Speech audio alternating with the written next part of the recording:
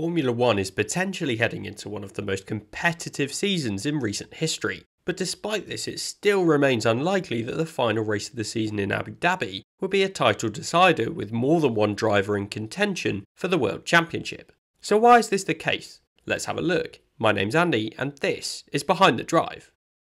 So there are a few factors to look at here, which all contribute to the championships being decided before the final race. I'll start by looking at how the point structure has changed to promote a championship that doesn't lend itself to being close at the end. We can then look at how the Formula One rules can sometimes actually promote teams winning consecutive championships, and then I'll finally propose my idea of how to set up a championship for a more closely fought fight in the future. And as always, if you enjoy this video, then be sure to leave it a like and subscribe for more F1 videos just like this in the future.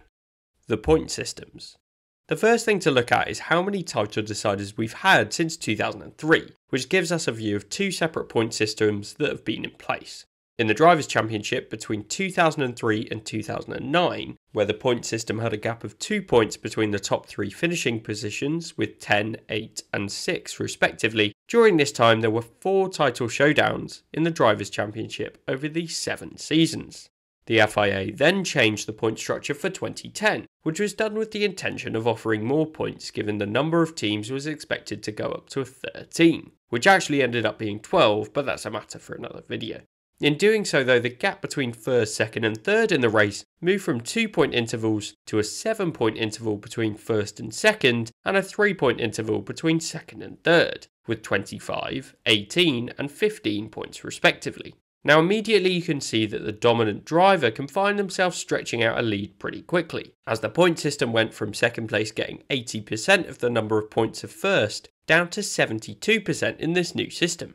While it doesn't sound like a lot, over the course of a season it does add up, and as a result between 2010 and 2020, we've seen just 4 title deciders at the final race of the season. So the same number of title showdowns in the first time period we looked at, but over a longer timescale. So on the face of it, the new point system has promoted fewer title deciders and made the sharp end of the championship more of a one-sided affair. Now it must be said that there are of course other factors at play here, some of which I'll get onto later. Not only have the 2010 to 2020 championships all been won by 2 dominant teams, but the number of races has also been increasing, to now potentially 23 events this season. So when you combine the dominance of certain teams with a point structure that promotes those leading teams moving further away from their other competitors in the championship, and with more races for them to build this lead, it will generally mean you end up with fewer closely fought championships that end up being decided at the last race. In addition, the point system that came into force in 2003 was done so to slow down the championship leader. After Michael Schumacher won the 2002 World Championship in July, the system before 2003 had 10 points for the winner with just 6 for second place, so proportionally even further behind the winner than the current system that we have in place. It's also worth noting here that the F1 Championship did try an experiment in 2014 to offer double points at the final round of the championship, but it was widely disliked and didn't really make much sense to the fans as the last race carried more weight in the championship, so it isn't really a realistic solution either. So I'd say that the point structure does need to be looked at in order to promote closer championships, but that's not the whole story here, as there are plenty of other factors that have resulted in the dominance to a level that has never been seen before in Formula One, as Mercedes have achieved a record 7 double world championships in a row, a point that I'll look at next. Dominant teams. The next point to address is the fact that the championship has always been in a position where winning leads to more winning, and as a result we can see F1 championship dynasties that can last for multiple years, and the main culprit for this phenomenon is feedback loops. There are positive feedback loops in place where winning the championship results in more prize money and being able to attract more sponsors and the best personnel, which then in turn means that a team is more likely to win again for the next time around.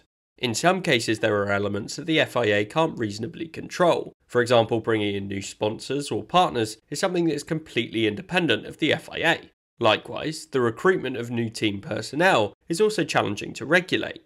In addition to this, it's difficult to create a championship in which the best prize money doesn't go to the winning team, as that certainly wouldn't go down well with the teams in place at the moment. The FIA have introduced some rules this year though, which could hinder the champions. And no, I'm not talking about the new floor regulations. For starters, the new budget caps take steps to curb the financial disparity between the big teams and the smaller teams, and closes some of that gap. This should have a big impact, but it may take a few years for the benefits to be realised as the current teams are so far ahead. The new regulations may accelerate this process, but I feel like the traditional front-running teams are still more likely to lead going into next year. The other major regulation change this year is the aero testing time rules. For a while now there's been a cap on aerodynamic testing in the wind tunnel. But for 2021 there's a sliding scale of testing time for both the wind tunnel and the CFD testing time. It means that the championship winning team, so Mercedes, has roughly 20% less than the losing championship team, so Williams. The rules reset at the end of the season and at the end of June each year, so should a team find themselves in a very different position to the previous year, there are means to address that imbalance. Now again, this may not make too much of a difference, but the disparity between teams does widen again for 2022. So the championship leaders will have a 70% of a benchmark allowance, with the championship minnows having 115%. In a way, these new aero testing limits are similar to that of the way that we see in some American sports like basketball and baseball, where a draft token system is put in place, which gives the lowest ranked team preferential picks in the following year. This then makes them more likely to be able to bring future stars to improve their teams. So these regulations have been put in place to try and slow down the leading teams in Formula 1, which shows that the dominance has been recognised and that the rule makers are trying to remove or control the positive feedback loops at the top end of the sport. But this isn't the only positive feedback loop that exists. In recent times, we've frequently seen the Mercedes cars dominate early on in the season, only to be caught or at least end up closer to their rivals come the end of the season when the championship's already wrapped up. Last year, it was Red Bull that started on the back foot and ended up competing with and beating the Mercedes team on pace at the final race of the season. Now what this does is allow the winning team to switch their development focus to the following season early on compared to all the other teams. This then results in the following season starting in the exact same way as they've spent more time developing their car. It's something that actually cost Red Bull back in 2013 when the threat of the Mercedes cars early on in the season resulted in the team over-developing their car, which then actually led to the most consecutive wins in a row for Sebastian Vettel towards the end of the year, with 9 race wins in a row. The team then actually lost out with the new 2014 regulations and found themselves on the back foot, and it was pretty much wasted effort to continue developing their 2013 car towards the back end of that season. Mercedes have become the masters of this recently, as they seem to be 2 steps ahead of the other teams, and again it's something that's really difficult to regulate as you can't really restrict the development of a future car during a prior season. But it's something that may well sort itself out for the frontrunners in 2021, as this season looks competitive from the off, which may mean that the 2 front-running teams are caught playing a game of chicken as to see who will switch their focus to 2022 earlier. The next point within dominant teams is also to look at the drivers. As fans, we tend to be more interested in the drivers' championships, or at least I tend to be. Let me know if you think differently in the comment section, by the way. And so as a result, we should look at the drivers that have dominated. Currently, it's difficult not to look at Lewis Hamilton, as in most metrics he's statistically the greatest driver of all time. He's won the last 4 championships on the bounce, and 6 in the last 7. And to be honest, stopping a driver from being so dominant is clearly very difficult. Dominant teams tend to have a single driver who's able to win for them. Look at Michael Schumacher and Sebastian Vettel as other recent examples of this.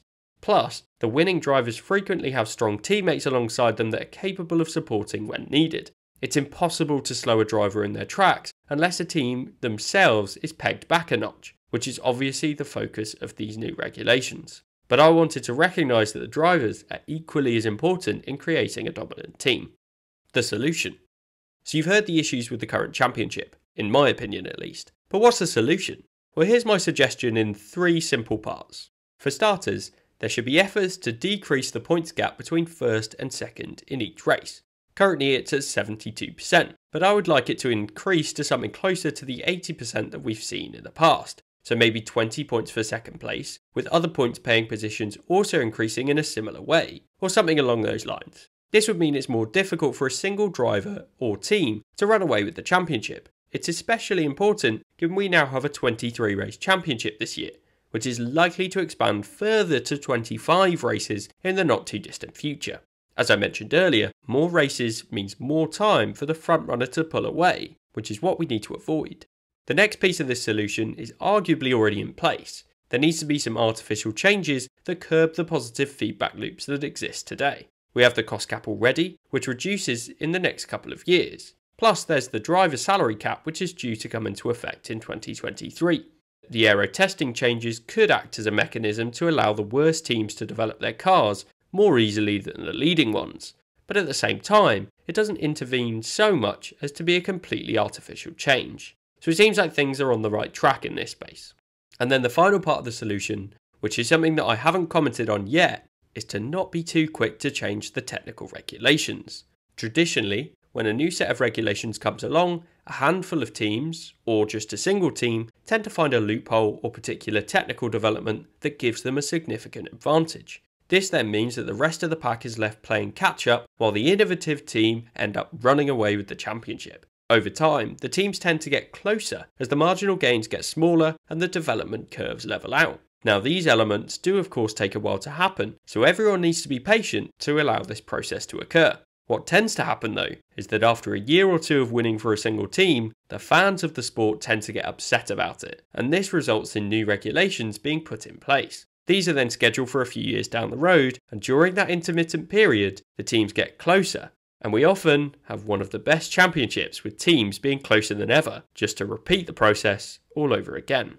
I'm sorry, it feels like that turned into a bit of a rant, and I really hope that the 2022 regulations do improve the racing through the field, but I'm sure I'll talk more about that again in the future.